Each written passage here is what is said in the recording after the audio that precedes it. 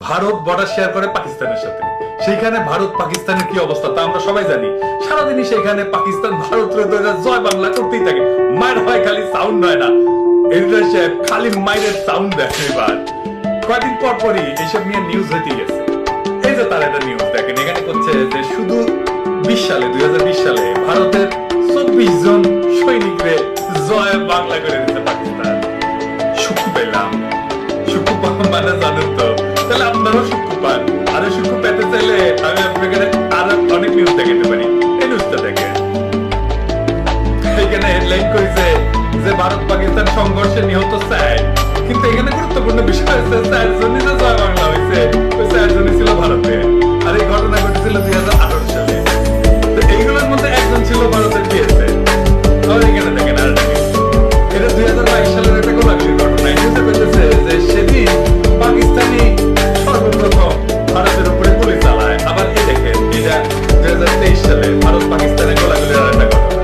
এখানে নিউজের ভেতরে কি করছে জানেন, যে ভারতের আগ্রাসী আচরণ সাহস দেখানোর জবাব হিসাবে পাকিস্তান ভারতের এই সবক দিচ্ছে। আপনি নেট ঘাটলে এরকম নিউজ আরো অসংখ্য পাবেন আর সুখু পাবেন।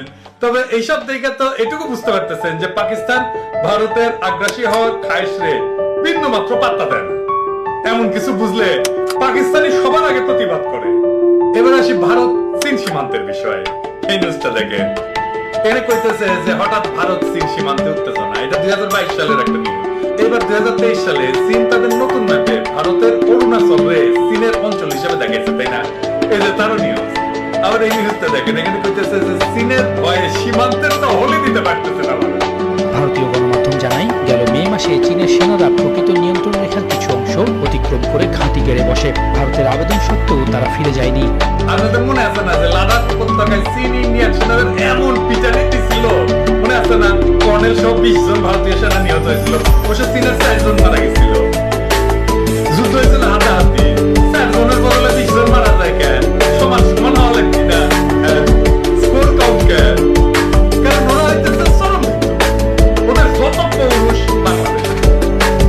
আচ্ছা, এবার মূল আলাপে ফিরে আসি। এতক্ষণের এই যে নিউজ থেকে তো বিষয়টা পুরোপুরি বুঝে গেছেন যে কোন দুই দেশের মাঝে দ্বন্দ্বের সম্পর্ক থাকলে উভয় দেশের যে কমন সীমান্ত এলাকায় তার প্রভাব ফেলবে। এটা কেন কইলাম সেটা বুঝতে হলে এবার আপনাদের বাংলাদেশ ভারত সীমান্তের গত 15 বছর থেকে দুই একটা নিউজ দেখেন। এই নিউজটা দেখেন, এটাই গত মার্চ মাসের নিউজ। নিউজে কইতেছে নওগাঁ সীমান্তে ভারতের বিএসএফ এর হাতে বাংলাদেশি নিহত।